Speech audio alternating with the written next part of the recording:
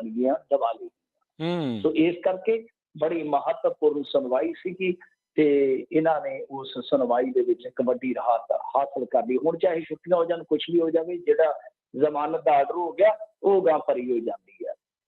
ਪਰ ਇਹਦੇ ਵਿੱਚ ਦੇਖੋ ਇਹ ਕੇਸ ਕਿੱਦਾਂ ਕਹਿ ਲਓ ਕਿ ਸੱਪ ਵਾਂਗੂ ਨਾ ਮੇਲਦਾ ਹੀ ਗਿਆ, ਇੱਕ ਪਾਸੇ ਰਿਹਾ ਹੀ ਨਹੀਂ। ਅੱਜ ਵੇਖੋ ਦੋ ਵੱਡੀਆਂ ਗੱਲਾਂ ਵਾਪਰੀਆਂ। ਇੱਕ ਤੇ ਇਹ ਆ ਕਿ ਆਰੀਅਨ ਖਾਨ ਲਈ ਤੇ ਜੇਲ੍ਹ ਦਾ ਬੂਹਾ ਖੁੱਲਣ ਦਾ ਪ੍ਰਬੰਧ ਹੋ ਗਿਆ, ਤੇ ਉਹ ਜਿਹੜਾ ਗੁਸਾਵੀ ਸੀਗਾ ਜਿਹਦੇ ਬਾਰੇ ਆਪਾਂ ਗੰਜਾ ਕੌਣ ਭਾਬੀ ਦੀ ਬਾਜੇਗਾ, ਤਾਂ ਉਹ ਜਿਹੜਾ ਗੁਸਾਵੀ ਸੀ ਉਹ ਗ੍ਰਿਫਤਾਰ ਹੋ ਗਿਆ। ਮਤਲਬ ਕਿ ਜਿਹੜਾ ਘੜੀਸਦਾ ਫਿਰਦਾ ਸੀਗਾ ਸ਼ਾਹਰੁਖ ਖਾਨ ਦੇ ਬੇਟੇ ਨੂੰ, ਉਹ ਅੰਦਰ ਚਲੇ ਗਿਆ ਜੀ। ਔਰ ਇਸ ਤੋਂ ਵੀ ਵੱਡੀ ਗੱਲ ਇਹ ਹੋਈ ਕਿ ਸਮੀਰ ਵਾਨਖੇੜੇ ਡਰਦਾ ਖੁਦ ਕੋਰਟ 'ਚ ਚਲੇ ਗਿਆ, ਖੁਦ ਕੋਰਟ 'ਚ ਚਲੇ ਗਿਆ। ਕਹਿੰਦਾ ਕਿ ਮੈਨੂੰ ਜ਼ਮਾਨਤ ਦੇ ਦਿਓ ਜੀ, ਅਗੇਤੀ ਜ਼ਮਾਨਤ ਦੇ ਦਿਓ, ਜਾਂ ਕਹਿ ਲਓ ਕਿ ਕੇਸ ਆ ਜਿਹੜਾ, ਜ਼ਮਾਨਤ ਤੇ ਨਹੀਂ ਮੰਗੀ ਹੋਣੀ, ਇੱਕ ਤਰ੍ਹਾਂ ਨਾਲ ਕਹਿ ਲਓ ਕਿ ਅਗੇਤੀ ਸਿਕਿਉਰਿਟੀ ਦੇ ਰੂਪ 'ਚ। ਕਹਿੰਦਾ ਕਿ ਦੇਖੋ ਜੀ ਗੱਲ ਇਹ ਆ ਕਿ ਕੇਸ ਜਿਹੜਾ ਉਹ NIA ਜਾਂ CBI ਨੂੰ ਦਿਓ ਮੇਰੇ ਵਾਲਾ। ਉਹ ਕਹਿੰਦੇ ਨਾ ਨਾ ਨਾ ਇਹ ਨਹੀਂ ਹੈ। ਪਰ ਉਹ ਜਿਵੇਂ ਮੈਂ ਕਿਹਾ ਕਿ ਅਗੇਤੀ ਸਿਕਿਉਰਿਟੀ ਜ਼ਰੂਰ ਦੇ ਦਿੱਤੀ ਅਦਾਲਤ ਵੱਲੋਂ, ਤਾਂ ਉਹ ਹੁੰਦਾ ਕਿ 3 ਦਿਨ ਪਹਿਲਾਂ ਤੈਨੂੰ ਨੋਟਿਸ ਦਿੱਤਾ ਜਾਊਗਾ। ਵੱਡੀ ਰਾਹਤ ਨਹੀਂ ਮਿਲੀ ਸਮੀਰ ਵਾਨਖੇੜੇ ਨੂੰ। ਮਤਲਬ ਉਹ ਚਾਹੁੰਦਾ ਸੀਗਾ ਕਿ CBI ਜਾਂ NIA ਇਨਵੋਲਵ ਹੋ ਜਾਵੇ। ਉਹ ਕੇਂਦਰ ਦੀਆਂ ਏਜੰਸੀਆਂ, ਖੁਦ ਕੇਂਦਰ ਦਾ ਆਦਮੀ ਔਰ ਕੇਂਦਰ ਦੇ ਨਾਲ ਹੀ ਇਹਦੀਆਂ ਸਾਂਝਾਂ ਨੇ। ਸੋ ਇਸ ਕਰਕੇ ਇਹ ਕੇਸ ਇੰਨਾ ਦਿਲਚਸਪ ਤੇ ਇੰਨਾ ਹਾਈ ਪ੍ਰੋਫਾਈਲ ਹੋ ਗਿਆ ਵਾ ਕਿ ਜਿਹੜਾ ਮੇਨ ਇਨਵੈਸਟੀਗੇਟਰ ਸੀ ਉਹ ਖੁਦ ਕਿਸੇ ਪਚੜੇ ਤੋਂ ਡਰਦਾ ਅਦਾਲਤ ਦੀ ਸ਼ਰਨ ਦੇ ਵਿੱਚ ਚਲੇ ਗਿਆ, ਤੇ ਜਿਹੜਾ ਮੌਕੇ ਦਾ ਪ੍ਰਾਈਵੇਟ ਗਵਾਹ ਸੀ ਉਹ ਅੱਜ ਹਵਾਲਾਤ 'ਚ ਆਪ ਚਲੇ ਗਿਆ।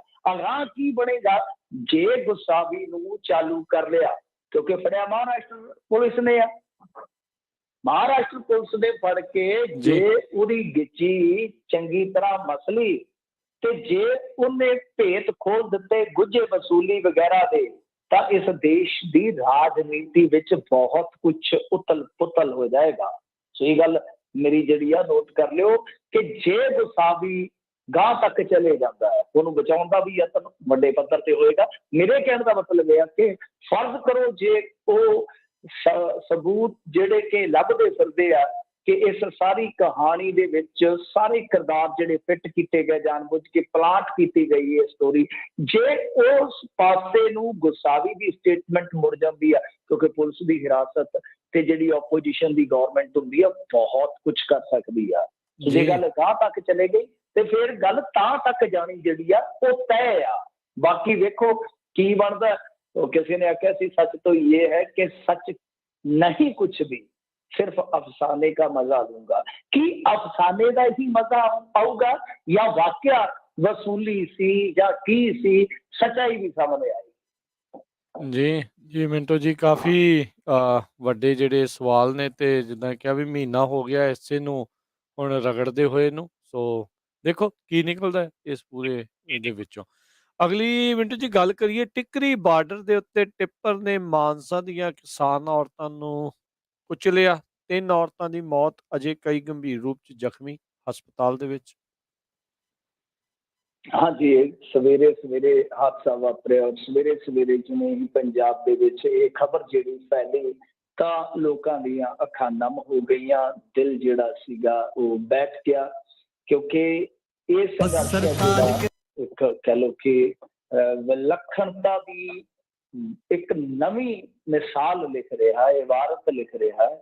ਤਾਂ ਇਹਦੇ ਵਿੱਚ ਮਾਈਆਂ ਦਾ, ਬੀਬੀਆਂ ਦਾ, ਸਾਡੀਆਂ ਬੱਚੀਆਂ ਦਾ ਬਹੁਤ ਵੱਡਾ ਯੋਗਦਾਨ ਹੈ, ਬਹੁਤ ਵੱਡਾ ਯੋਗਦਾਨ ਹੈ। ਜਦੋਂ ਵੀ ਇਹਦੀ ਹਿਸਟਰੀ ਲਿਖੀ ਜਾਏਗੀ, ਕੋਈ ਤਗੜੇ ਰਾਈਟਰ ਇਹਦੇ ਤੇ ਵਿਸ਼ਲੇਸ਼ਣ ਦੇ ਰੂਪ 'ਚ ਬੁੱਕਾਂ ਲਿਖਣਗੇ, ਤਾਂ ਮੇਰੇ ਖਿਆਲ ਦੇ ਨਾਲ ਇਹ ਜਿਹੜਾ ਇੱਕ ਮਾਈਆਂ ਦਾ ਰੋਲ ਹੋਏਗਾ ਨਾ, ਇਹ ਇੱਕ ਮਿਸਾਲੀ ਰੋਲ ਹੋਏਗਾ ਇਸ ਅੰਦੋਲਨ ਦੇ ਵਿੱਚ। ਉਹਨੂੰ ਇੱਕ ਮਿਸਾਲ ਵਜੋਂ, ਇੱਕ ਨਵੀਂ ਪਿਰਤ ਵਜੋਂ ਦਰਜ ਕੀਤਾ ਜਾਏਗਾ। ਇਹ ਮੇਰਾ ਮੰਨਣਾ ਜ਼ਾਤੀ ਤੌਰ ਤੇ।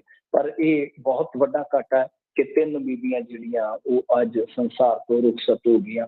ਦੇਖੋ ਗੱਲ ਕੀ ਆ ਕਿ ਜਿਸ ਤਰ੍ਹਾਂ ਮਾਨਸਾ ਜ਼ਿਲ੍ਹਾ, ਇਹ ਮਾਨਸੇ ਜ਼ਿਲ੍ਹੇ ਦੀਆਂ ਹੀ ਸੀ। ਆਪਾਂ ਵੈਸੇ ਕਹਿ ਦਿੰਦੇ ਹਾਂ ਕਈ ਵਾਰੀ ਕਿ ਮਾਨਸਾ ਜ਼ਿਲ੍ਹਾ ਪਛੜਿਆ, ਪਰ ਜਦੋਂ ਤੁਸੀਂ ਇੱਧਰ ਜਾਓਗੇ ਬਹਾਦਰਗੜ੍ਹ ਵਾਲੇ ਬਾਰਡਰ ਤੇ, ਟਿੱਕਰੀ ਬਾਰਡਰ ਤੇ, ਜ਼ਿਆਦਾਤਰ ਤੁਹਾਨੂੰ ਇਸ ਏਰੀਏ ਦੇ ਲੋਕ ਮਿਲਣਗੇ। ਉਹ ਕਰਦੇ ਕੀ ਨੇ ਕਿ ਜਿੱਦਾਂ ਹੁਣ ਪਿੰਡ ਦੇ ਵਿੱਚੋਂ 15 ਆ ਗਏ, 15 ਉੱਥੋਂ ਮੁੜ ਆਏ, 15 ਫੇਰ ਚਲੇ ਗਏ, 15 ਇੱਦਾਂ ਰੋਟੇਟ ਕਰਕੇ ਮਤਲਬ ਕਿ ਆਵਾਜਾਈ ਬਣੀ ਰਹਿੰਦੀ ਆ, ਰੋਟੇਸ਼ਨ ਜਿਹਨੂੰ ਆਪਾਂ ਆਉਂਦੇ ਹਾਂ। ਤੇ ਏਦਾਂ ਇਹ ਮਾਈਆਂ ਜਿਹੜੀਆਂ ਸੀਗੀਆਂ ਉਹ ਆਪਣੀ ਵਾਰੀ ਪੂਰੀ ਕਰਕੇ ਤੇ ਪਿੰਡ ਪਰਤਣ ਦੀ ਤਿਆਰੀ ਵਿੱਚ ਸਨ। ਬੈਗ ਵਗੈਰਾ ਵਿਚਾਰੀਆਂ ਦੇ ਕੋਲ ਸੀ।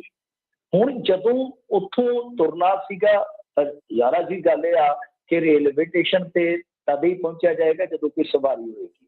ਤਾਂ ਇਹ ਕਿਸੇ ਚੀਜ਼ ਦੀ ਉਡੀਕ ਦੇ ਵਿੱਚ ਸਨ। ਤੇ ਉਹ ਜਿਹੜਾ ਡਿਵਾਈਡਰ ਜਿਹਾ ਹੁੰਦਾ ਸੜਕ ਦੇ ਵਿਚਾਲੇ, ਜਿਹਨੂੰ ਫੁੱਟਪਾਥ ਵੀ ਕਹਿ ਦਈਏ ਆਪਾਂ, ਤਾਂ ਉਹਦੇ ਤੇ ਕਿਤੇ ਬੈਠੀਆਂ ਸੀਗੀਆਂ। ਤੇ ਇਹ ਜਿਹੜਾ ਟਿੱਪਰ ਆਉਂਦਾ ਫਿਰ ਤੇਜ਼ ਰਫ਼ਤਾਰ ਦੇ ਨਾਲ ਕੁਚਲ ਦਿੰਦਾ। 3 ਮਾਈਆਂ ਜਿਹੜੀਆਂ ਇਹਦੇ 'ਚ ਮਰ ਜਾਂਦੀਆਂ, 2 ਮੌਕੇ ਤੇ ਹੀ, ਇੱਕ ਹਸਪਤਾਲ 'ਚ ਦਮ ਤੋੜ ਜਾਂਦੀ ਹੈ, ਇੱਕ ਰੋਹਤਕ PGI ਦੇ ਵਿੱਚ ਦਾਖਲ ਆ, ਇੱਕ ਬਹਾਦਰਗੜ੍ਹ ਦੇ ਹਸਪਤਾਲ ਵਿੱਚ ਦਾਖਲ ਆ, ਇੱਕ ਤੀਮਾਰਦਾਰੀ ਕਰ ਰਹੀ ਆ ਵਿਚਾਰੀ ਇਹਨਾਂ ਜ਼ਖਮੀਆਂ 'ਚੋਂ ਇੱਕ ਦੀ। ਤੇ 2 ਜਿਹੜੀਆਂ ਉਹ ਮਤਲਬ ਕਿ ਸਟੇਬਲ ਨੇ, ਉਹ ਵਾਪਸ ਮੋਰਚੇ 'ਚ ਆ ਗਈਆਂ। ਤਾਂ ਇਹ 8 ਸਾਡੇ ਕੋਲ ਬੁਲਾ ਕੇ।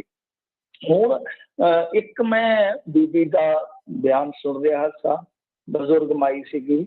ਉਹ ਕਹਿੰਦੀ ਆ ਕਿ ਇਹ ਟਰੱਕ ਜਿਹੜਾ ਸੀ ਇਹ ਖਲੋਤਾ ਸੀ। ਹਾਲਾਂਕਿ ਮੈਂ ਤੁਹਾਨੂੰ ਇੱਕ ਵੱਡੀ ਅਪਡੇਟ ਦੇ ਦੇਵਾਂ ਇਸ ਮਾਮਲੇ 'ਚ ਕਿ ਸ਼ਾਮ ਤੱਕ ਜਿਹੜਾ ਇਹ ਟਿੱਪਰ ਦਾ ਡਰਾਈਵਰ ਸੀਗਾ ਉਹ ਫੜਿਆ ਗਿਆ, ਮਤਲਬ ਕਿ ਖੁਦ ਹੀ ਉਹਦੇ ਮਾਲਕ ਨੇ ਉਹਨੂੰ ਪੇਸ਼ ਕਰ ਦਿੱਤਾ, ਸਰੈਂਡਰ ਕਰਵਾ ਦਿੱਤਾ।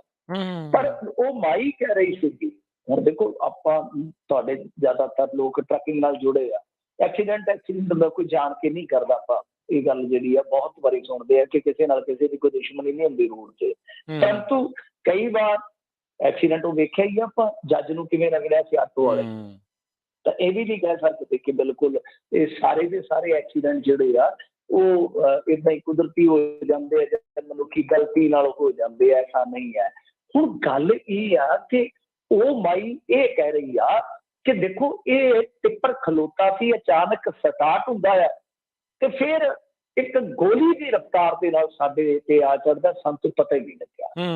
ਤੇ ਇਹ ਆਪਣੇ ਆਪ ਦੇ ਵਿੱਚ ਵੱਡੀ ਗੱਲ ਆ, ਕਿਉਂਕਿ ਪਿੱਛੋਂ ਕੋਈ ਚੀਜ਼ ਆ ਰਹੀ ਹੋਵੇ ਆਪਾਂ ਸਮਝ ਸਕਦੇ ਹਾਂ ਕਿ ਡਰਾਈਵਰ ਦੇ ਕਿਤੇ ਭਾਈ ਨੀਂਦਰੇ 'ਚ ਅੱਖ ਲੱਗ ਗਈ ਮਾੜੀ ਮੋਟੀ ਕਿਤੇ, ਜਾਂ ਬ੍ਰੇਕ ਫੇਲ ਹੋ ਗਈ, ਜਾਂ ਕੰਟਰੋਲ ਉੱਦਾਂ ਹੀ ਗਵਾਚ ਗਿਆ, ਜਾਂ ਕੱਟ ਕੁੱਟ ਵੱਜ ਗਿਆ, ਉਹ ਚੀਜ਼ਾਂ ਹੁੰਦੀਆਂ ਨੇ।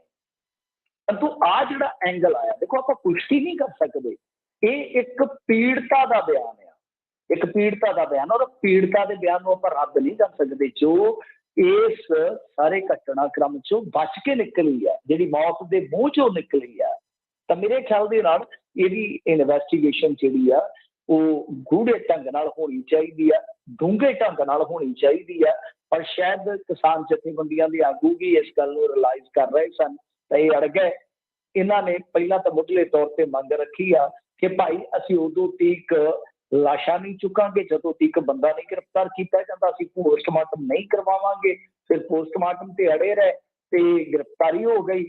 ਉਸ ਤੋਂ ਬਾਅਦ ਦੇਖੋ ਇਹ ਆ ਕਿ ਹੁਣ ਅੱਗੇ ਇਨਵੈਸਟੀਗੇਸ਼ਨ ਕਿਸ ਤਰੀਕੇ ਨਾਲ ਤੁਰਦੀ ਹੈ, ਕਿ ਇਹ ਵਾਕਿਆ ਹਾਦਸਾ ਸੀ ਜਾਂ ਕੁਝ ਹੋਰ ਸੀ, ਇਹਦੇ ਤੇ ਆਪਾਂ ਬਹੁਤੀ ਟੀਕਾ ਟਿੱਪਣੀ ਨਾ ਕਰਦਿਆਂ ਹੋਇਆ ਕੁਝ ਹੋਰ ਸਟੇਟਮੈਂਟਾਂ ਨੇ ਜਿਹੜੀਆਂ ਉਧਰ ਝਾਤੀ ਮਾਰ ਲੈਂਦੇ ਆ ਇਸ ਸੰਦਰਭ ਦੇ ਵਿੱਚ। ਇੱਕ ਤੇ ਹੈ ਕਿ ਰਾਹੁਲ ਗਾਂਧੀ ਨੇ ਵੀ ਮੇਰੇ ਖਿਆਲ ਦੇ ਨਾਲ ਇਹਦੇ ਤੇ ਟਵੀਟ ਕੀਤਾ ਵਾ, ਰਾਹੁਲ ਗਾਂਧੀ ਨੇ ਵੀ ਕੇਂਦਰ ਸਰਕਾਰ ਤੇ ਨਿਸ਼ਾਨਾ ਕੱਸਿਆ, ਅਰਵਿੰਦ ਕੇਜਰੀਵਾਲ ਨੇ ਵੀ ਨਿਸ਼ਾਨਾ ਕੱਸਿਆ, ਇਧਰ ਬੀਬੀ ਜਗੀਰ ਕੌਰ ਨੇ ਦੁੱਖ ਦਾ ਪ੍ਰਗਟਾਵਾ ਕੀਤਾ, ਅਮਰਿੰਦਰ ਸਿੰਘ ਨੇ ਦੁੱਖ ਜਤਾਇਆ ਵਾ, ਚਰਨਜੀਤ ਸਿੰਘ ਹੋਰਾਂ ਦੀ ਸਰਕਾਰ ਨੇ 5-5 ਲੱਖ ਰੁਪਈਆ ਜਿਹੜੇ ਮ੍ਰਿਤਕ ਪਰਿਵਾਰਾਂ ਦੇ ਪੀੜਤ ਨੇ ਤਾਂ ਉਹਨਾਂ ਨੂੰ 5-5 ਲੱਖ ਰੁਪਈਆ ਤੇ ਜ਼ਖਮੀਆਂ ਨੂੰ ਮੁਫਤ ਇਲਾਜ ਦੀ ਜਿਹੜੀ ਸਹੂਲੀਅਤ ਹੈ ਉਹ ਦੇਣ ਦਾ ਐਲਾਨ ਕੀਤਾ।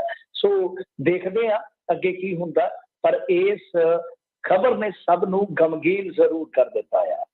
ਜੀ ਜੀ ਬਿਲਕੁਲ ਮਿੰਟੂ ਜੀ, ਇਹ ਬੰਦੇ ਤਸਵੀਰਾਂ ਦੇਖ ਕੇ ਵੀ ਦਿਲ ਜਿਹੜਾ ਉਹ ਦਹਿਲ ਜਾਂਦਾ ਸੀ ਵੀ ਉੱਥੇ ਬਣਿਆ ਕੀ।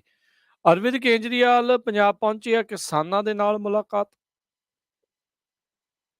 ਇਹਦੇ ਤੇ ਨਾ ਕਾਫੀ ਕੁਛ ਹੋ ਰਿਹਾ ਵਾ। ਮਾਨਸਾ ਜ਼ਿਲ੍ਹੇ ਦੇ ਵਿੱਚ ਆਉਣਾ ਸੀ ਇਹਨਾਂ ਵਿਰਾਸਤ ਪੈਲਸ ਆ ਉੱਥੇ, ਤੇ ਉਹ ਤੋਂ ਪਹਿਲਾਂ ਹੀ ਚਰਚਾ ਇਹ ਚੱਲ ਪਈ ਕਿ ਭਾਈ ਗੱਲ ਇਹ ਆ ਕਿ ਇਹ ਸਾਰਾ ਕੁਛ ਆਪਣੀ ਕਹਿ ਲਓ ਕਿ ਇੱਕ ਜਿਹੜੀ ਸਕ੍ਰਿਪਟ ਲਿਖੀ ਹੁੰਦੀ ਆ ਉਸੇ ਤੌਰ ਤਰੀਕੇ ਨਾਲ ਹੀ ਕਰ ਰਹੇ ਆ। ਮਤਲਬ ਕਿ ਦਿੱਲੀ ਤੋਂ ਹੀ ਇਹਨਾਂ ਦੀ ਜਿਹੜੀ ਹੈਗੀ ਆ ਮੈਨੇਜਮੈਂਟ ਵਾਲੀ ਟੀਮ ਉਹ ਆ ਰਹੀ ਆ ਤੇ ਇਹਨਾਂ ਨੇ ਆਪਣੇ ਹੀ ਵਲੰਟੀਅਰਸ ਨੂੰ ਮਤਲਬ ਕਿ ਗਲਾਂ ਦੇ ਵਿੱਚ ਪਾਸ ਵਗੈਰਾ ਬਣਾ ਕੇ ਲਮਕਾ ਕੇ ਕਿਹਾ ਕਿ ਤੁਸੀਂ ਆ ਜਾਓ, ਤੁਸੀਂ ਕਿਸਾਨ ਬਣ ਕੇ ਤੇ ਗੱਲਬਾਤ ਕਰ ਲਿਓ, ਨਾਲੇ ਸੱਪ ਵੀ ਵੱਜੂ, ਸੱਪ ਵੀ ਮਰ ਜੂ, ਸੱਪ ਬਚਣਾ ਕਾ ਧੂੰਆਂ, ਤੇ ਨਾਲੇ ਲਾਠੀ ਵੀ ਵੱਜੂ।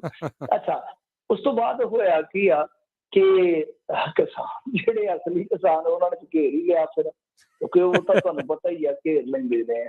ਉਹਨਾਂ ਨੇ ਜਿਹੜਾ ਦਰਵਾਜ਼ਾ ਸੀਗਾ ਅਗਲਾ ਵੀ ਘੇਰ ਲਿਆ, ਪਿਛਲਾ ਵੀ ਘੇਰ ਲਿਆ। ਤਾਂ ਉਹਨਾਂ ਦੇ ਨਾਲ ਗੱਲਬਾਤ ਜ਼ਰੂਰ ਕੀਤੀ ਅਰਵਿੰਦ ਕੇਜਰੀਵਾਲ ਨੇ।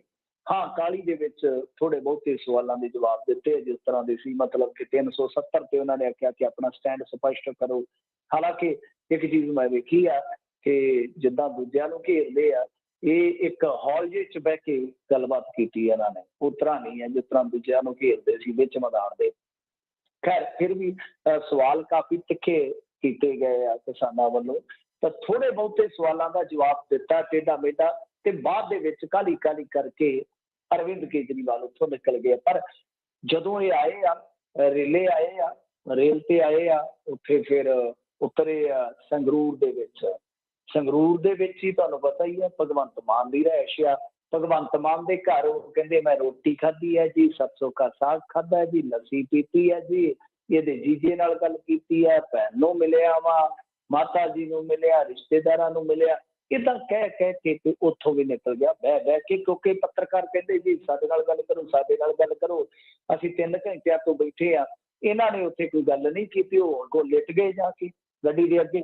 ਦੇਖ ਲਓ, ਪੱਤਰਕਾਰ ਵੀ ਸਾਡੇ ਜਿਹੜੇ ਆ ਨਾ ਹੁਣ ਅੱਜ ਕੱਲ੍ਹ ਲਿਟਣ ਤੇ ਆ ਗਏ ਕਿ ਸਾਨੂੰ ਸਵਾਲਾਂ ਦਾ ਜਵਾਬ ਚਾਹੀਦਾ, ਵਿਊਜ਼ ਦਾ ਹਿਸਾਬ ਚਾਹੀਦਾ ਹੈ। ਤਾਂ ਇਹ ਸਾਡਾ ਪੱਤਰਕਾਰ ਭਾਈਚਾਰਾ ਵੀ ਹੈਗਾ। ਤਾਂ ਖੈਰ, ਉੱਥੋਂ ਨਿਕਲ ਕੇ ਫਿਰ ਇਹ ਮਾਨਸੇ ਨੂੰ ਆਏ ਆ ਤੇ ਜ਼ਬਰਦਸਤ ਫਿਰ ਕਿਸਾਨਾਂ ਨੇ ਵੀ ਕਹਿ ਲਓ ਕਿ ਆਪਣਾ ਵਿਖਾਵਾ ਕੀਤਾ, ਤੇ ਉਸ ਤੋਂ ਬਾਅਦ ਸਵਾਲ ਜਵਾਬ ਹੋਇਆ। ਚਲੋ ਹੁਣ ਆਈਏ ਇਹਨਾਂ ਦੀ ਜਿਹੜੀ ਰਾਜਨੀਤਿਕ ਕਾਰਕਰਦਗੀ ਰਹੀ ਆ, ਇਹਦੇ ਵਿੱਚ ਵੇਖੋ ਅਰਵਿੰਦ ਕੇਜਰੀਵਾਲ ਹੋਰਾਂ ਨੇ ਫਿਰ ਇਹੋ ਗੱਲ ਦੁਹਰਾਈ ਹੈ ਕਿ ਸਾਡੀ ਸਰਕਾਰ ਜਦੋਂ ਆ ਗਈ 1 ਅਪ੍ਰੈਲ ਤੋਂ ਕਿਸਾਨ ਖੁਦਕੁਸ਼ੀਆਂ ਨਹੀਂ ਕਰੂਗੇ। ਜਿਵੇਂ ਤੁਹਾਨੂੰ ਯਾਦ ਹੋਣਾ, ਇੱਕ ਬੜਾ ਪ੍ਰਚਲਿਤ ਡਾਇਲੌਗ ਸੀਗਾ, ਉਦੋਂ ਮੈਂ ਇਹਨਾਂ ਦੀ ਕੰਪੇਨ ਵੀ ਕਵਰ ਕਰਦਾ ਹੁੰਦਾ ਸੀ ਪ੍ਰਿੰਟ ਮੀਡੀਆ ਵਾਸਤੇ। ਬੜਾ ਡਾਇਲੌਗ ਠੋਕ ਕੇ ਤੇ ਲੰਬੀ ਲੰਬੀ ਹਲਕੇ 'ਚ ਬੋਲਿਆ ਕਰਦੇ ਸੀ ਕਿ ਇੰਨੀ ਤਰੀਕ ਨੂੰ ਵੋਟਿੰਗ ਹੈ, ਇੰਨੀ ਨੂੰ ਰਿਜ਼ਲਟ ਆਉਣਗੇ, ਇੰਨੀ ਨੂੰ ਅਸੀਂ ਸਹੁੰ ਚੁੱਕਣੀ ਆ, ਬਸ ਉਦੋਂ ਬਾਅਦ ਇੰਨੀ ਤਰੀਕ ਨੂੰ ਮਜੀਠੀਆ ਚੱਕ ਲੈਣਾ। ਤੇ ਮੁੜ ਕੇ ਹੋਇਆ ਕਿ ਤੁਹਾਨੂੰ ਪਤਾ ਇੰਨੀ ਤਰੀਕ ਨਹੀਂ ਆਈ, ਨਾ ਇੰਨੀ ਆਈ, ਨਾ ਇੰਨੀ ਆਈ, ਤੇ ਮਾਫੀ ਮੰਗ ਲਈ। ਸਹੀ ਗੱਲ। ਤਾਂ ਐਤਕੀ ਉਹ ਕੀ ਕਹਿ ਰਿਹਾ ਕਿ 1 ਅਪ੍ਰੈਲ ਤੋਂ ਕਿਸਾਨ ਖੁਦਕੁਸ਼ੀ ਨਹੀਂ ਕਰੇਗਾ, ਅਸੀਂ ਮੁਆਵਜ਼ਾ ਦੇਵਾਂਗੇ। ਚਰਨਜੀਤ ਸਿੰਘ ਚੰਨੀ ਹੋਰਾਂ ਤੇ ਵੀ ਉਹਨਾਂ ਨੇ ਨਿਸ਼ਾਨਾ ਕੱਸਿਆ ਕਿ ਜਾ ਕੇ ਫੋਟੋ ਸ਼ੂਟ ਤੇ ਕਰਾਏ ਕਿਸਾਨਾਂ ਦੇ ਨਾਲ, ਪਰ ਉਹਨਾਂ ਨੂੰ ਮੁਆਵਜ਼ਾ ਨਹੀਂ ਦੇ ਰਹੇ। ਚਲੋ ਇਹ ਗੱਲਾਂ ਤੇ ਠੀਕ ਨੇ, ਤੇ ਪਰੰਤੂ ਫਿਰ ਉਹਨਾਂ ਨੇ ਕਿਸਾਨਾਂ ਨੂੰ ਇੱਕ ਤਰ੍ਹਾਂ ਨਾਲ ਕਹਿ ਲਓ ਕਿ ਆਪਣੇ ਨਾਲ ਲਾਉਣ ਦੀ ਜੁਗਤਬੰਦੀ ਜਿਹੜੀ ਇਹਨਾਂ ਨੇ ਕੀਤੀ ਹੋਈ ਆ, ਉਹਨੂੰ ਇੰਪਲੀਮੈਂਟ ਕਰਨ ਦਾ ਯਤਨ ਕੀਤਾ। ਭਗਵੰਤ ਮਾਨ ਅੱਜ ਪੂਰੇ ਜਲੌਅ 'ਚ ਸੀ। ਦੇਖੋ ਜੀ, ਗੱਲ ਇਹ ਆ ਕਿ ਜਿਹੜੀ ਉਹ 2-3 ਘੰਟੇ ਮੀਟਿੰਗ ਚੱਲੀ ਆ ਨਾ ਮਾਨ ਦੇ ਘਰ, ਮੈਨੂੰ ਲੱਗਦਾ ਕਿ ਸਰੋਂ ਦੇ ਸਾਗ ਦੇ ਵਿੱਚ ਮੱਖਣ ਪੈ ਗਿਆ ਜੇ ਲੱਗਦਾ। ਭਗਵੰਤ ਮਾਨ ਇਹੋ ਜਿਹੇ ਜਲੌਅ ਦੇ ਵਿੱਚ ਸੀ ਕਿ ਅੱਜ ਉਹ ਭਗਵੰਤ ਮਾਨ ਜਿਹੜਾ ਆਪਾਂ 15-16 'ਚ ਵੇਖਦੇ ਸਾਂ, ਵੈਸਾ ਹੀ ਜਿਵੇਂ ਬੋਲਦਾ ਸੁਖਬੀਰ ਸਿੰਘ ਬਾਦਲ ਨੂੰ ਸੁੱਖਾ ਕਹਿ ਕੇ ਸੰਬੋਧਨ ਕਰਨਾ, ਭਗਵੰਤ ਮਾਨ ਜਿਵੇਂ ਬੋਲਦਾ ਹੁੰਦਾ ਕਿ ਅਰੂਸਾ ਦੀਆਂ ਅਯਾਸ਼ੀ ਦੀਆਂ ਤਸਵੀਰਾਂ ਆਪ ਜਾਰੀ ਕਰਦਾ, ਇਕੱਲਾ ਬੈਠਾ ਪ੍ਰੈਸ ਕਾਨਫਰੰਸ ਦੇ ਵਿੱਚ ਬਠਿੰਡੇ ਨੂੰ ਪੈਰਿਸ ਬਣਾ ਦਿੱਤਾ। ਜਿਵੇਂ ਦੇ ਉਹਦੇ ਪੰਚ ਹੁੰਦੇ ਆ, ਜਿਵੇਂ ਦੇ ਪੰਚ ਹੁੰਦੇ ਆ। ਕਹਿੰਦਾ ਕਿ PTC ਦੀਆਂ ਮਸ਼ਹੂਰੀਆਂ 'ਚ ਪੰਜਾਬ ਖੁਸ਼ਹਾਲ ਹੈ, ਸਾਡੀ ਫਰਦ ਕੱਢ ਕੇ ਵੇਖੋ ਕਰਜ਼ੇ ਵਿੱਚ ਵਾਲ ਵਾਲ ਹੈ। ਇਸ ਤਰ੍ਹਾਂ ਦੀ ਸ਼ਾਇਰੋ ਸ਼ਾਇਰੀ। ਸੋ ਮੈਨੂੰ ਇਹ ਲੱਗਿਆ ਕਿ ਭਗਵੰਤ ਮਾਨ ਅੱਜ ਪੂਰੇ ਜਲੌਅ ਦੇ ਵਿੱਚ ਆ। ਕੋਈ ਨਾ ਕੋਈ ਮੈਨੂੰ ਲੱਗਦਾ ਉਮੀਦ ਮਿਲ ਗਈ ਆ। ਤਾਂ ਜਦੋਂ ਉਮੀਦ ਮਿਲ ਜਾਂਦੀ, ਉਮੀਦ ਬਾਰੇ ਮੈਂ ਕੱਲ੍ਹ ਹੀ ਤੁਹਾਨੂੰ ਕਿਹਾ ਸੀ, ਉਮੀਦ ਜਾਗਦੀਆਂ ਅੱਖਾਂ ਦਾ ਸੁਪਨਾ ਹੁੰਦੀ ਹੈ। ਜੀ ਜੀ। ਨਾਲੇ ਮਿੰਟੂ ਜੀ ਹੁਣ ਕਲੀਅਰ ਹੋ ਗਿਆ ਨਾ, ਕਾਂਗਰਸ ਵਾਲੇ ਪਾਸੇ ਵੀ ਕੈਪਟਨ ਪਰੇ ਚਲਾ ਗਿਆ, ਸਿੱਧੂ ਹੁਣ ਉੱਥੇ ਟਿਕਿਆ ਰਹੂ, ਉਹਦੇ ਆਉਣ ਦੀ ਕੋਈ ਹੁਣ ਸੰਭਾਵਨਾ ਜਿਹੜੀ ਉਹ ਬਚੀ ਨਹੀਂ ਲੱਗਦਾ ਇੱਧਰ ਤਾਂ। ਹੁਣ ਫੋਨ ਨਹੀਂ ਕਰੇਗਾ, ਹੁਣ ਨਹੀਂ ਫੋਨ ਕਰੇਗਾ ਕਿ ਚਾਚਾ ਆ ਗਏ ਹੀ ਹੋ, ਆ ਗਏ ਹੀ ਚਾਚਾ। ਹਾਂ, ਸਹੀ ਗੱਲ ਆ, ਸਹੀ ਗੱਲ ਆ। ਸੋ ਅਗਲੀ ਜਿਹੜੀ ਆਪਾਂ ਮਿੰਟੂ ਜੀ ਗੱਲ ਕਰ ਲਈਏ ਤਾਂ ਭਾਜਪਾ ਦੇ ਕਹਿੰਦੇ ਘਾਹ ਗਾ ਕੇ ਚੋਣ ਮੁਹਿੰਮ ਦਾ ਕਰ ਗਏ ਆਗਾਜ਼ ਇੱਥੇ ਵੀ। ਹਾਂਜੀ, ਦੇਖੋ ਚੰਡੀਗੜ੍ਹ ਦੇ ਵਿੱਚ ਆਏ ਨੇ। ਚੰਡੀਗੜ੍ਹ ਵੀ ਪੰਜਾਬ ਦਾ ਪਾਰਟੀ ਆ, ਆਪਾਂ ਕਹਿ ਸਕਦੇ ਹਾਂ ਕਿਉਂਕਿ ਸਾਡਾ ਕੈਪੀਟਲ ਆ। ਆਪਾਂ ਨਾ ਦਾਵਾ ਛੱਡੀਏ, ਉਹਨਾਂ ਨੇ ਨਾ ਛੱਡਿਆ ਹੀ ਆ। ਹਾਂਜੀ, ਹਾਂਜੀ, ਬਿਲਕੁਲ। ਉਹ ਕਈ ਲੋਕ ਕਹਿ ਦਿੰਦੇ ਕਿ ਉਹ ਚੰਡੀਗੜ੍ਹ ਆਏ ਆ ਤੇ ਤੁਸੀਂ ਪੰਜਾਬ ਕਾਹਤੋਂ ਕਹਿੰਦੇ? ਮੈਂ ਕਿਹਾ ਕਮਾਲ ਦੀ ਗੱਲ ਹੈ, ਫਿਰ ਅਸੀਂ ਦੂਜਿਆਂ ਨੂੰ ਕੀ ਕਹੀਏ? ਤੁਸੀਂ ਉਹਨੂੰ ਪੰਜਾਬ ਹੀ ਨਹੀਂ ਮੰਨਦੇ ਯਾਰ, ਸਾਡੀ ਤਾਂ ਛਾਤੀ ਤੇ ਵਸਿਆ ਸ਼ਹਿਰ ਹੈ ਉਹ, ਸਹੀ। ਪੰਜਾਬ ਦੀ ਛਾਤੀ ਤੇ ਵਸਿਆ ਸ਼ਹਿਰ ਆ। ਖੈਰ ਗੱਲ ਇਹ ਆ ਕਿ ਉੱਥੇ ਆਏ ਨੇ ਇਹਨਾਂ ਦੇ ਮੰਤਰੀ ਸ਼ੇਖਾਵਤ ਸਾਹਿਬ ਵੀ ਆਏ ਨੇ, ਲੇਖੀ ਆਈ ਆ ਬੀਬੀ ਮੀਨਾਕਸ਼ੀ ਲੇਖੀ, ਉਹ ਪੰਜਾਬੀ ਭਾਈਚਾਰੇ ਤੋਂ ਜੇ, ਵੈਸੇ ਉਹ ਬੋਲਦੀ ਤੇ ਉਲਟੀ ਆ, ਜਦੋਂ ਵੀ ਬੋਲਦੀ ਆ ਵੈਸੇ ਵਕੀਲਣੀ ਆ ਬੀਬੀ, ਤੇ ਪੰਜਾਬੀ ਭਾਈਚਾਰੇ ਚੋਂ ਹੀ ਆ ਉਹ। ਤਾਂ ਇਸ ਤਰ੍ਹਾਂ ਮਤਲਬ ਕਿ ਇਹਨਾਂ ਦੇ ਤਗੜੇ ਚਿਹਰੇ ਜਿਹੜੇ ਆ ਉਹ ਅੱਜ ਮੈਦਾਨ ਦੇ ਵਿੱਚ ਉਤਰੇ ਆ। ਨਵਾਂ ਇਹਨਾਂ ਨੇ ਨਾਅਰਾ ਦਿੱਤਾ ਕਿ ਨਵਾਂ ਪੰਜਾਬ ਭਾਜਪਾ ਦੇ ਨਾਲ, ਕੁਛ ਇਸ ਤਰ੍ਹਾਂ ਦਾ। ਸੋ ਇਹਨਾਂ ਨੇ ਸਲੋਗਨ ਵਗੈਰਾ ਦਿੱਤੇ, ਨਾਲ ਦਾਅਵਾ ਕੀਤਾ ਵਾ ਕਿ 117 ਸੀਟਾਂ ਤੇ ਚੋਣ ਲੜਾਂਗੇ ਪੰਜਾਬ ਦੇ ਵਿੱਚ, ਇਸ ਵਾਰੀ ਕਮਲ ਜਿਹੜਾ ਉਹ ਖਿੜ ਕੇ ਹੀ ਰਹੇਗਾ। ਗੱਲ ਇਹ ਆ ਕਿ ਉੱਥੇ ਕਿਸਾਨਾਂ ਦੀ ਗੱਲ ਕੀਤੀ, ਇੱਥੇ ਕਹਿੰਦੇ ਜੀ ਭਾਜਪਾ ਦੇ ਮੰਤਰੀ ਜਿਹੜੇ ਸਿੱਖਾਂ ਨਾਲ ਮਿਲ ਰਹੇ ਆ, ਤੇ ਬਿਠਾਏ ਸੀ ਅੱਗੇ ਮੋਹਰੇ ਸਾਰੇ ਪੰਜਾਬ ਚੋਂ ਨਾ 150 ਬੰਦੇ ਜਿਹੜੇ ਆ ਉਹ ਜ਼ਿਆਦਾਤਰ ਪੱਗਾਂ ਵਾਲੇ ਹੀ ਸਨ, ਉਹ ਬੈਠੇ ਸਨ ਤੇ ਲੱਗ ਹੀ ਰਿਹਾ ਸੀਗਾ ਕਿ ਉਹ ਕੌਣ ਨੇ। ਤਾਂ ਕਹਿਣ ਦਾ ਮਤਲਬ ਇਹ ਹੈ ਕਿ ਇਸ ਤਰ੍ਹਾਂ ਦੀ ਇੱਕ ਇਹਨਾਂ ਨੇ ਵੀ ਆ ਕੇ ਉੱਥੇ ਪ੍ਰਸਤੁਤੀ ਕਰ ਦਿੱਤੀ ਕਿ ਹਾਂਜੀ ਅਸੀਂ ਸਿੱਖਾਂ ਦੇ ਨਾਲ ਇੰਟਰੈਕਸ਼ਨ ਕਰ ਰਹੇ ਹਾਂ, ਸਿੱਖਾਂ ਦੇ ਨਾਲ ਗੱਲਬਾਤ ਕਰ ਰਹੇ ਹਾਂ। ਵੈਸਾ ਕੁਛ ਨਹੀਂ ਸੀਗਾ, ਡਰਦੇ ਚੰਡੀਗੜ੍ਹ ਤੋਂ ਅਗਾਂਹ ਨਹੀਂ ਨਿਕਲੇ, ਮੁਹਾਲੀ ਵੀ ਆ ਜਾਂਦੇ ਤੇ ਤਾਂ ਵੀ ਇਹ ਗੱਲ ਹੋਰ ਹੁੰਦੀ। ਇਹ ਨਹੀਂ ਆਏ ਪਰ ਕਿਸਾਨ ਪਹੁੰਚ ਗਏ, ਕਿਸਾਨ ਪਹੁੰਚ ਗਏ। ਹਾਲਾਂਕਿ ਕਿਸਾਨਾਂ ਨੂੰ ਪੁਲਿਸ ਨੇ, ਚੰਡੀਗੜ੍ਹ ਪੁਲਿਸ ਤੁਹਾਨੂੰ ਪਤਾ ਹੀ ਹੈ, ਡਿਟੇਨ ਕਰ ਲੈਂਦੀ ਆ, ਉਹਨਾਂ ਨੂੰ ਡਿਟੇਨ ਕਰ ਲਿਆ ਗਿਆ, ਬੱਸਾਂ ਦੇ ਵਿੱਚ ਭਰ ਲਿਆ ਗਿਆ, ਪਰ ਉਹ ਵਿਰੋਧ ਕਰਨ ਵਾਸਤੇ ਉੱਥੇ ਪਹੁੰਚ ਗਏ ਸਨ। ਹਾਲਾਂਕਿ ਹੁਣ ਦੇਖੋ ਭਾਜਪਾ ਜਿਹੜੀ ਆ ਉਹ ਵਾਰ-ਵਾਰ ਇੱਕੋ ਗੱਲ ਕਹਿੰਦੀ ਹੈ ਕਿ ਇੰਤਜ਼ਾਰ ਕਰੋ, ਕੁਛ ਬੜਾ ਹੋਣੇ ਜਾ ਰਿਹਾ ਹੈ, ਇੰਤਜ਼ਾਰ ਕਰੋ, ਸਭ ਕੁਛ ਬਦਲ ਜਾਏਗਾ। ਔਰ ਕੀ ਹੋਏਗਾ ਉਹਦੇ ਬਾਰੇ ਰਾਜ ਕਰਨਵੀਰ ਸਿੰਘ ਜੀ, ਆਪਾਂ ਪਰਸੋਂ ਇੱਕ ਮੇਰੇ ਖਿਆਲ ਦੇ ਨਾਲ ਖਬਰ ਕੋਟ ਕੀਤੀ ਸੀਗੀ, ਜਿਹੜੀ ਇੱਕ ਅਖਬਾਰ ਨੇ ਛਾਪੀ ਸੀਗੀ। ਉਸ ਤੋਂ ਬਾਅਦ ਜਿਹੜੇ ਹੈਗੇ ਅਮਰਿੰਦਰ ਸਿੰਘ, ਉਹਨਾਂ ਨੇ ਵੀ ਇਸ਼ਾਰਾ ਕੀਤਾ ਸੀਗਾ। ਫਿਰ ਉਸ ਤੋਂ ਬਾਅਦ ਕੁਛ ਕੁ ਚੈਨਲ ਜਿਹੜੇ ਕਿ ਕਹਿ ਲਓ ਕਿ ਪ੍ਰੋ ਗਵਰਨਮੈਂਟਲ ਚੈਨਲ ਨੇ, ਉਹਨਾਂ ਨੇ ਵੀ ਕਿਹਾ ਕਿ ਦੀਵਾਲੀ ਤੱਕ ਜਾਂ ਦੀਵਾਲੀ ਤੋਂ ਬਾਅਦ ਧਮਾਕਾ ਹੋ ਸਕਦਾ। ਸੋ ਵੇਖੋ ਹੁਣ ਕੀ ਬਣਦਾ। ਪਰ ਭਾਜਪਾ ਦੀ ਇਸ ਵੇਲੇ ਤੇ ਸਥਿਤੀ ਇਹ ਆ ਕਿ ਮਿਸ਼ਨ ਦਾ ਆਗਾਜ਼ ਕਰ ਰਹੇ ਆ ਕਿ 117 ਸੀਟਾਂ ਜਿੱਤਣੀਆਂ ਨੇ, ਪਰ ਉਹ ਆਗਾਜ਼ ਕਰਨ ਵਾਸਤੇ ਵੀ ਉਸ ਧਰਤੀ ਤੇ ਪੈਰ ਨਹੀਂ ਪਾ ਰਹੇ ਜਿੱਥੇ ਉਹਨਾਂ ਨੇ ਖੇਡਣਾ ਹੈ ਇਸ ਬਾਜੀ ਨੂੰ। ਸੋ ਇਹ ਇਸ ਵੇਲੇ ਦੀ ਪੋਜੀਸ਼ਨ ਹੈ। ਕੱਲ ਨਾ ਕਾਲਦਾ, ਕੱਲ ਨੂੰ ਕੀ ਹੋਏਗਾ ਇਸ ਗੱਲ ਦਾ ਕੋਈ ਇਲਮ ਨਹੀਂ ਹੈ, ਇਸ ਗੱਲ ਦੀ ਕੋਈ ਜਾਣਕਾਰੀ ਨਹੀਂ ਹੈ, ਪਰੰਤੂ ਦਾਅਵਾ ਉਹ ਤਗੜਾ ਠੋਕ ਰਹੇ ਆ ਕਿ 117 ਸੀਟਾਂ ਤੇ ਅਸੀਂ ਚੋਣ ਲੜਨੀ ਆ ਜੀ। ਤੇ ਕੈਪਟਨ ਨੇ ਕੋਈ ਦੱਸਿਆ ਕਿ ਏਡਾ ਰਹੱਸ ਰੱਖਿਆ ਵੀ ਨਾ ਕੀ ਰੱਖਣਾ ਉਹਨੇ ਪਾਰਟੀ ਦਾ? ਨਹੀਂ, ਵਿੱਚ ਕਾਂਗਰਸ ਆਏਗੀ, ਕਾਂਗਰਸ ਆਏਗੀ, ਕਿਉਂਕਿ ਉਹ ਬਣਦਾ ਕਿ ਕਿਤੇ ਮੇਰਾ ਵੀ ਇਤਿਹਾਸ ਸਿਰਜਿਆ ਜਾਵੇ। ਤੁਹਾਨੂੰ ਪਤਾ ਹੀ ਹੋਏਗਾ ਮਮਤਾ ਬੈਨਰਜੀ ਤ੍ਰਿਣਮੂਲ ਕਾਂਗਰਸ ਦਾ ਹਿੱਸਾ ਸੀ, ਜਨਰਲ ਸੈਕਟਰੀ ਸੀ। NCP ਜਿਹੜੀ NCP ਹੈ, ਨੈਸ਼ਨਲ ਕਾਂਗਰਸ ਪਾਰਟੀ, ਉਹ ਕਾਂਗਰਸ ਸ਼ਰਦ ਪਵਾਰ ਬਹੁਤ ਵੱਡਾ ਚਿਹਰਾ ਸੀ। ਕਿਤੇ ਉਹਨਾਂ ਨੇ ਇਤਿਹਾਸ ਬਣਾਇਆ, ਮਤਲਬ ਕਿ ਅੱਡ ਹੋ ਕੇ, ਤੇ ਕਾਂਗਰਸ ਜਿਹੜੀ ਉਹਨਾਂ ਦੇ ਦਰਾਂ ਤੇ ਮੁੜ ਕੇ ਗਈ। ਇਸ ਤੋਂ ਇਲਾਵਾ ਆਂਧਰਾ ਪ੍ਰਦੇਸ਼ ਵਾਲੇ ਰੈਡੀ ਜਿਹੜੇ ਆ, ਉਹਨਾਂ ਦੀ ਰਾਜਨੀਤੀ ਦੇਖੋ, YSR ਕਾਂਗਰਸ ਜਿਹੜੀ ਹੈ। ਸੋ ਇਸ ਤਰ੍ਹਾਂ ਹੋਇਆ। ਇਹ ਜੇ ਆਪਾਂ ਦੇਖੀਏ ਕਿ ਇਹਨਾਂ ਨੂੰ ਵੀ ਕਿਤੇ ਨਾ ਕਿਤੇ ਭੁਲੇਖਾ ਹੈ ਇਸ ਗੱਲ ਦਾ ਕਿ ਮੈਂ ਵੀ ਇਤਿਹਾਸ ਸਿਰਜ ਲਊਂਗਾ। ਸੋ ਦੇਖਦੇ ਹਾਂ ਕੀ ਆ। ਪਰ ਮੇਰੇ ਖਿਆਲ ਦੇ ਨਾਲ ਇਹ ਕੱਟੀ ਪਤੰਗ ਨੂੰ ਉਡਾਉਣ ਦਾ ਯਤਨ ਕਰ ਰਹੇ ਨੇ, ਤੇ ਕੱਟੀ ਪਤੰਗ ਹੈ ਜਿਹੜੀ ਉਹ ਫਸੀ ਵੀ ਝਾਕਿਆਂ ਦੇ ਵਿੱਚ ਪਈ। ਝਾਕੇ ਸਮਝਦੇ ਹੋ ਨਾ, ਜਿਹੜੇ ਛਾਪੇ ਜਿਹੇ ਹੁੰਦੇ ਆ। ਸੋ ਇਸ ਤਰ੍ਹਾਂ ਝਾਕਿਆਂ 'ਚ ਫਸੀ ਪਈ ਆ। ਉਹ ਕੱਟੀ ਪਤੰਗ ਉੱਡਦੀ ਹੈ ਕਿ ਨਹੀਂ ਉੱਡਦੀ, ਪਰ ਉਹਨੂੰ ਤੁਣ ਕੇ ਜ਼ਰੂਰ ਮਾਰਨਗੇ ਅਮਰਿੰਦਰ ਸਿੰਘ ਜੀ। ਕੋਸ਼ਿਸ਼ ਕਰਨਗੇ ਥੱਲੋਂ। ਉਪ ਮੁੱਖ ਨੇ ਫਲੌਰ ਨਾਕੇ ਦੀ ਕੀਤੀ ਅਚਨਚੇਤੇ ਚੈਕਿੰਗ, 3 ਪੁਲਿਸ ਮੁਲਾਜ਼ਮਾਂ ਨੂੰ ਮੁਅੱਤਲ ਕਰਨ ਦੇ ਦਿੱਤੇ ਹੁਕਮ। ਹਾਂਜੀ, ਉਪ ਮੁੱਖ ਮੰਤਰੀ ਹੋਏਗਾ, ਉਪ ਮੁੱਖ ਮੰਤਰੀ ਹੋਏਗਾ ਜੀ। ਹਾਂਜੀ, ਕਿਉਂਕਿ ਇਹਨਾਂ ਨੇ ਚੈਕਿੰਗ ਕੀਤੀ ਸੀਗੀ ਅੱਜ ਸਾਜਰੇ ਸਵੇਰੇ। 3 ਪੁਲਿਸ ਕਰਮਚਾਰੀਆਂ ਨੂੰ ਇਹਨਾਂ ਨੇ ਮੁਅੱਤਲ ਕਰਨ ਦਾ ਹੁਕਮ ਦਿੱਤਾ। ਦੇਖੋ ਇਹ ਆ ਰਹੇ ਸੀਗੇ ਤੇ ਰਸਤੇ ਦੇ ਵਿੱਚ ਇਹਨਾਂ ਨੇ ਜਿਹੜੀ ਇਹ ਚੈਕਿੰਗ ਕੀਤੀ ਹੈ, ਉਸ ਤੋਂ ਬਾਅਦ ਇਹਨਾਂ ਨੇ ਪਾਇਆ ਕਿ ਡਿਊਟੀ ਜਿਹੜੀ ਆ ਪ੍ਰੋਪਰ ਤਰੀਕੇ ਨਾਲ ਨਹੀਂ ਸੀ ਕੀਤੀ ਜਾ ਰਹੀ। ਠੀਕ ਹੈ ਗੱਲ, ਚਲੋ ਇਹਨਾਂ ਨੂੰ ਲੱਗਿਆ ਹੋਏਗਾ।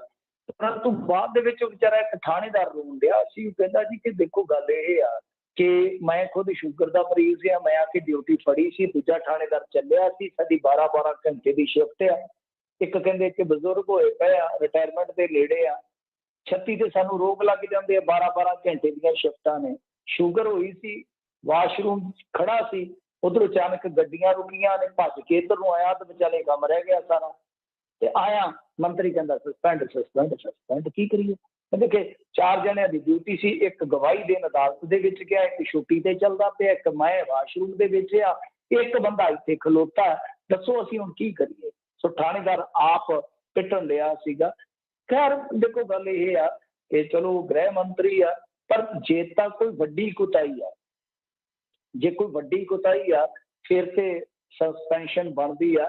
ਅਦਰਵਾਈਜ਼ ਦੇਖੋ ਗੱਲ ਇਹ ਆ ਕਿ ਕਿਸੇ ਬੰਦੇ ਨੂੰ ਆਪਾਂ ਵਾਰਨਿੰਗ ਦੇ ਕੇ ਵੀ ਛੱਡ ਸਕਦੇ, ਉਹਦਾ ਪੱਖ ਜਾਣਨਾ ਬਹੁਤ ਜ਼ਰੂਰੀ ਆ। ਹੁਣ ਵਾਸ਼ਰੂਮ ਤੇ ਜਾਣਾ ਹੀ ਜਾਣਾ ਆ।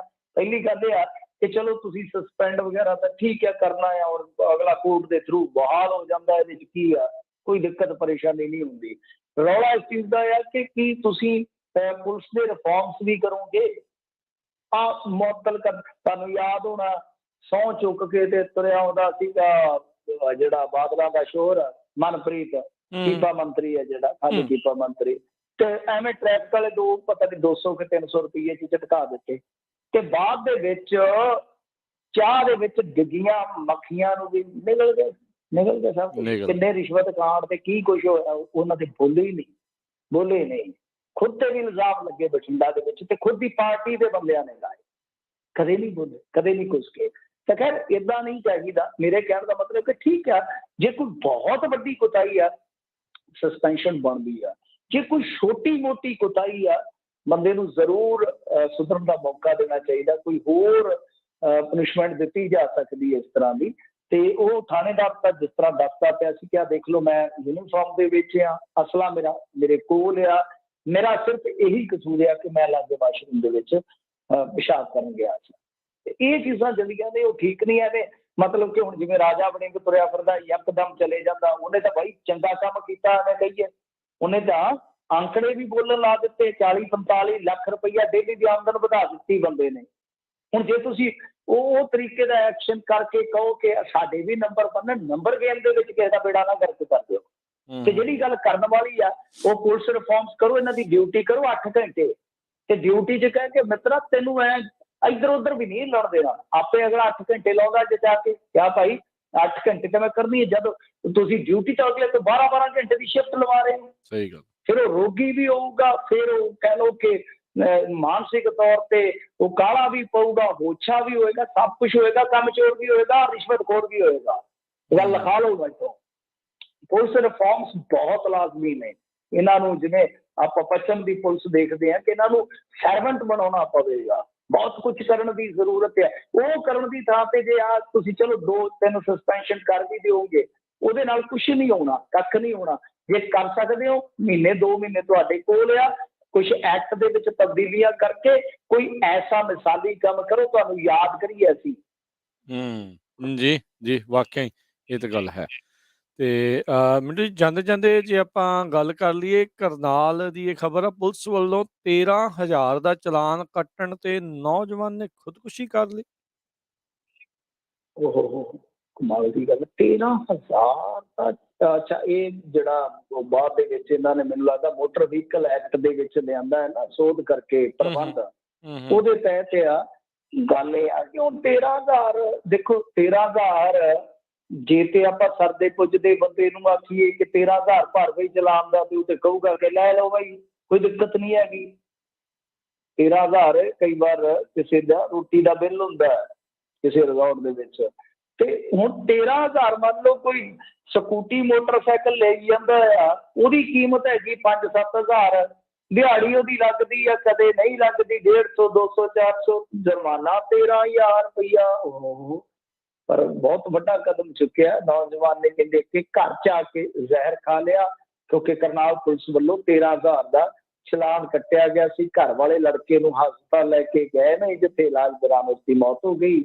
ਨੌਜਵਾਨ ਨੇ ਆਤਮ ਹੱਤਿਆ ਕਰਨ ਤੋਂ ਪਹਿਲਾਂ ਇੱਕ ਵੀਡੀਓ ਵੀ ਬਣਾਇਆ, ਜਿਹਦੇ ਵਿੱਚ ਉਹ ਪੁਲਿਸ ਤੇ ਕੁੱਟਮਾਰ ਤੇ ਗਾਲੀ ਗਲੋਚ ਦਾ ਦੋਸ਼ ਵੀ ਲਗਾ ਰਿਹਾ। ਲੈ ਦੱਸੋ ਕਰੋ ਗੱਲ ਕਿ ਇੱਕ ਤਾਂ 13,000 ਦਾ ਤੁਸੀਂ ਹੁਣ ਦੇਖੋ ਕੋਈ ਬੱਚਾ ਉਹ ਘਰੋਂ ਲੈ ਕੇ ਕੋਈ ਮੋਟਰਸਾਈਕਲ ਸਕੂਟੀ ਨਿਕਲ ਪਿਆ, ਚਲੋ ਹੈ ਤੇ ਇਹ ਗਲਤ ਜੀ ਗੱਲ ਆ ਕਿ ਉਹਦਾ ਲਾਇਸੈਂਸ ਵਗੈਰਾ ਵੀ ਨਹੀਂ ਬਣਿਆ ਹੋਏਗਾ, ਗਾਹ ਨਾਕੇ ਤੇ ਕਾਬੂ ਆ ਗਿਆ, ਫਿਰ ਤੁਸੀਂ 4 ਤਾਂ ਉਹਦੇ ਚਪੇੜਾਂ ਮਾਰਤੀਆਂ, 13,000 ਦਾ ਉਹਦਾ ਚਲਾਨ ਕੱਟ ਦਿੱਤਾ, ਉਹ ਮਾਨਸਿਕ ਦਬਾਅ 'ਚ ਤੇ ਆਏਗਾ ਕਿ ਹਾਲੇ ਬਾਪੂ ਨੇ ਵੀ ਕੁੱਟਣਾ ਮੈਨੂੰ, ਹਾਲੇ ਮਾਂ ਨੇ ਵੀ ਗੋਡਾ ਫੇਰਨਾ ਮੈਨੂੰ, ਤੇ 13,000 ਰੁਪਈਆ ਵੀ ਨੁਕਸਾਨਿਆ ਗਿਆ। ਸੋ ਇਹ ਚੀਜ਼ਾਂ ਜਿਹੜੀਆਂ ਨਾ ਕਈ ਵਾਰ ਇਸ ਤਰ੍ਹਾਂ ਦਾ ਨੁਕਸਾਨ ਕਰ ਦਿੰਦੀਆਂ, ਬਹੁਤ ਮਾੜੀ ਗੱਲ ਆ। ਬਾਕੀ ਗੱਲ ਇਹ ਆ ਕਿ ਜੇ ਚਲਾਨ ਕੱਟਿਆ ਵੀ ਗਿਆ ਕਾਇਦੇ ਦੇ ਮੁਤਾਬਕ, ਕਿ ਤੁਸੀਂ ਬੱਚੇ ਨੂੰ ਸਮਝਾਓ ਕਿ ਹਾਂ ਭਾਈ ਤੇਰੀ ਗਲਤੀ ਹੈ ਮਿੱਤਰਾ, ਤੈਨੂੰ ਭਰਨਾ ਪੈਣਾ ਕਾਨੂੰਨ ਦੇ ਮੁਤਾਬਕ, ਘੱਟ ਤੋਂ ਘੱਟ ਅਸੀਂ ਤੇਰਾ ਬਾਈ ਇੰਨੇ 'ਚ ਛੁਟਕਾਰਾ ਕਰ ਦਿੰਦੇ ਹਾਂ, ਕੋਈ ਗੱਲ ਨਹੀਂ ਅੱਗੇ ਤੋਂ ਇਸ ਤਰ੍ਹਾਂ ਨਹੀਂ ਕਰਨਾ। ਹੁਣ ਗਾਲੀ ਗਲੋਚ ਦਾ ਕਿਹੜਾ ਸੰਵਿਧਾਨ ਤੁਹਾਨੂੰ ਹੱਕ ਦਿੰਦਾ ਬਈ? ਜੇ ਗਾਲੀ ਗਲੋਚ ਹੋ ਰਹੀ ਆ ਤਾਂ ਮੇਰੇ ਖਿਆਲ ਦੇ ਨਾਲ ਇਹਨਾਂ ਨੂੰ ਸਜ਼ਾ ਮਿਲਣੀ ਚਾਹੀਦੀ ਆ। ਬਾਕੀ ਬੜਾ ਕੰਮ ਖਰਾਬ ਜੇ ਆ ਕੱਲ ਇੱਥੇ ਸਾਡੇ ਤੇ ਫਰੀਦਕੋਟ ਦੇ ਵਿੱਚ ਇੱਕ ਨੇ ਸਕੂਟਰੀ ਨੂੰ ਅੱਗ ਲਾ ਦਿੱਤੀ ਆ। ਅੱਛਾ ਇਸੇ ਤਰ੍ਹਾਂ ਉਹਦਾ ਵੀ ਹਜ਼ਾਰਾਂ ਦਾ ਚਲਾਨ ਕੱਟਿਆ, ਉਹ ਕਹਿੰਦਾ ਅੱਗ ਲਾਉਣੀ ਆ ਮੈਂ ਸਕੂਟੀ ਦੀ ਜਾ ਕੇ, ਫਿਰ ਇਹਨੇ ਦੀ ਤਾਂ ਮੇਰੀ ਸਕੂਟੀ ਹੈ ਨਹੀਂ, ਉਹਨੇ ਆਖਿਆ ਅੱਗ ਲਾਉਣੀ ਜੋ ਮਰਜ਼ੀ ਕਰ, ਉਹਨੇ ਆਖਿਆ ਲਓ ਫਿਰ ਮੈਂ ਇੱਥੇ ਤੀਲੀ ਲਾ ਦੇਣਾ, ਉਹਨੂੰ ਤੀਲੀ ਲਾ ਦਿੱਤੀ। ਦੱਸੋ ਲੋਕ ਬੜੇ ਸਤੇ ਨੇ ਜੀ ਇਸ ਹਿਸਾਬ ਦੇ ਨਾਲ, ਤਾਂ ਹੁਣ ਹਾਲਾਤ ਪਤਾ ਨਹੀਂ ਕੀ ਬਣਨੇ ਆ ਜੀ। ਤੇ ਸ਼ੁਕਰੀਆ ਮਿੰਟੂ ਜੀ, ਬਹੁਤ ਧੰਨਵਾਦ, ਮਿਹਰਬਾਨੀ। ਮਿਲਦੇ ਹਾਂ ਜੀ ਕੱਲ ਨੂੰ ਫਿਰ। ਸਤਿ ਸ਼੍ਰੀ ਅਕਾਲ ਜੀ। ਸਤਿ ਸ਼੍ਰੀ ਅਕਾਲ ਜੀ। ਤੇ ਸਰੋਤਿਓ ਇੱਥੇ ਸਾਡਾ ਅੱਜ ਦੇ ਪ੍ਰੋਗਰਾਮ ਦੀ ਸਮਾਪਤੀ। ਅਗਲੀ ਵਾਰ ਤੱਕ ਲਈ ਇਜਾਜ਼ਤ। ਮੇਰੇ ਵੱਲੋਂ ਵੀ ਸਭ ਨੂੰ ਪਿਆਰ ਭਰੀ ਸਤਿ ਸ਼੍ਰੀ ਅਕਾਲ। ਸੁਣਦੇ ਰਹੋ ਪੰਜਾਬੀ ਰੇਡੀਓ USA।